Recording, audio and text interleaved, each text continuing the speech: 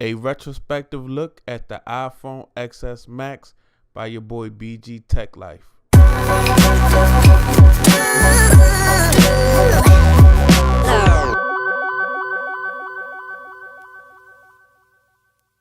What's good, YouTube? It's your man BG Tech Life. I have my iPhone XS Max here in gold. And there's some things that I love about this device, even though I prefer Android devices. But let's go over some categories and we're just gonna talk about how it stacks up in 2019. Okay, guys, first, the build on this device is phenomenal. I love the glass back. I love the aluminum, especially in this gold variant. I love the gold trim. I love it. It just feels so good in hand. Um, Actually, with the way that they got this rounded off, the frame rounded off, you don't feel it doesn't hurt your hands. It's not edging or anything like that. I love the camera. I even like how the camera protrudes out. A lot of people don't like that. They say it rocks on the table. I don't mind because it has that little gold trim around it. It just looks like a piece of, technology that's just very well built and very designer, very upscale. Just a great frame. Um, it has the notch. We'll talk about the notch when we get to the display though. But I just love the build of this iPhone. Especially now that it's a fuller, bigger iPhone, and it really gives me something to hold. It is a little slippery and fingerprinty, but that's any phone nowadays. But yes, I love the build on this iPhone XS Max.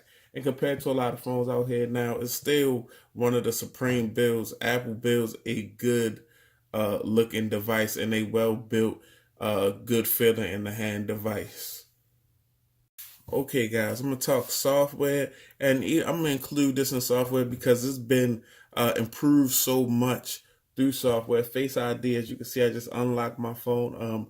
Face ID has really came a long way. I was one of those people when Touch ID was a thing of the past. Going to the iPhone X, it felt really funny to me, but I've really grown to Face ID is a beast. I mean, it's a complete beast. It's one of the best facial recognitions you can get on a device. It's fast. It works in the dark. Things of that nature. Can't say enough about Face ID. It is really good. I do really appreciate it. Now, other software, iOS 12. Um, iOS is good, but it's still honestly at the end of the day, it's an app drawer. It's a wallpaper, it's an app drawer, and you have some widgets that you can put over there, some highlights or whatever you want to call those. But still, I just feel like Apple, you have the Bionic chip in here. You have a very good processor in here. You got 4 gigs of RAM. Just open the software up a little bit more and let us do a little bit more with all this power that you providing. And also, I don't like the fact that you can't do any multitasking, any multi-screen type deal with the iPhone. That doesn't make any sense, especially with this phone having a 6.5-inch display. The software needs to make better use of the hardware. But like I said, I love Face ID. I love the way the software runs and how fluid it is. But still, it's got to make better use of all this power that this device has.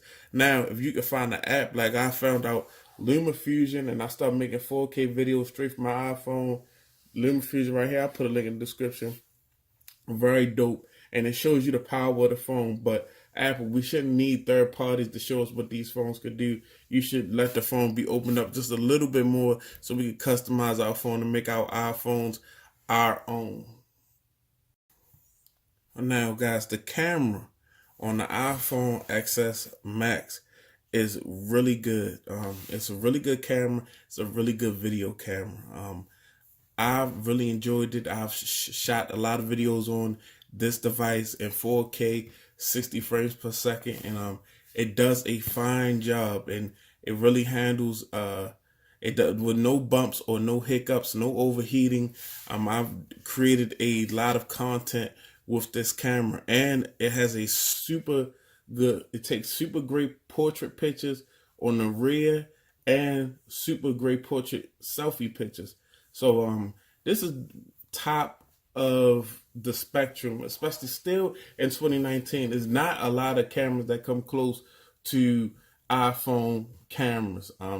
The pixel edges it out on the selfie camera tip, but other than that, rear facing camera, the 4K 60 on this is immaculate, and the processor can actually edit it on the phone. So I mean, that's just just is what it is. The camera is a beast. It's a dual 12 megapixel camera. Um, really liking that, and I mean, it's just a beast. I can do. I create so much content on this phone, and you would think that it was created with a DSLR or some a more expensive type of camera or something that's just a camera. But no, a lot of it is created 4K 60 frames per second with my iPhone. So I really shout out to the iPhone photographers out there. It's just dope. The camera is really second to none, except for maybe the pixel on the selfie tip. But the camera is a beast, and it's still a beast compared to even with the phones that's still coming out. They not shutting it down.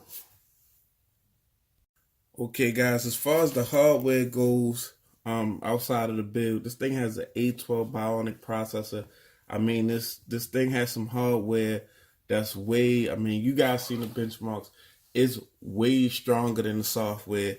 I'm just gonna put it like that. I mean, the hardware is the A12 Bionic. I mean, it crushes through stuff. I done render 4K 60 frames per second faster than what I could do it on my laptop. So you know what I mean. That's just is what it is. Apple really knows what they're doing when it comes to that video rendering stuff, because on this phone, I mean, it makes it look like nothing, not a task. Also, it's a great set of stereo speakers, so you get audio out of the bottom, and then you get audio out of the top speaker, and I mean, it just sounds good. It sounds full, it's volume, and you have enough treble and bass. You don't have too much of one or the other. Sounds nice and clean, and when you need some bass is there. When you need treble is there. So overall, the hardware, as far as this device goes, just the complete package. I mean, I can't really sit here and say a lot of bad stuff about this phone. I know a lot of people think I sit here and bash your iPhone, but this phone is just all around uh, complete package, especially to someone that's in that Apple ecosystem. I mean, there's a lot you can do with this phone. Now, we're gonna take it back. Only thing about this phone is the prices must be desired. I wish they would. It was some type of expandable memory for this device, but then it wouldn't be an iPhone. Apple's just not gonna do that. Apple doesn't work like that. I wish it was easier for me to transfer files, and that's just iOS in itself, from my iPad to my to my iPhone or from my computer or from different footage that I got on cameras. I wish it was easier as far as that goes. The price is up there, and I think it's just, I mean, it's ridiculous. 1150 for a 64 gig phone, and now that I start using it, I kind of wish I had a 256 gig iPhone. Like, I'm really recording with this now, so like I'm just max that 64 gigs is nothing. So I mean, I don't know. Maybe next iPhone, next go round, I'm definitely gonna have to jump up in the storage department because I utilize it more now. But yeah, in 2019, guys, this is still a way to go. I mean, if you really, if it's time for you to jump from, uh, what is it, horizontal cameras to vertical cameras, the iPhone XS Max, man. I mean, it's just a beast. I've really been enjoying it. And if you're somebody that's on Android and you want to jump over, I mean, I would say this is what you have to try, because it's bigger like an Android device, and you're gonna have to find some things and some apps and some stuff to do with it. But it's your man BG Tech Life, and this is the iPhone XS Max in 2019. Peace.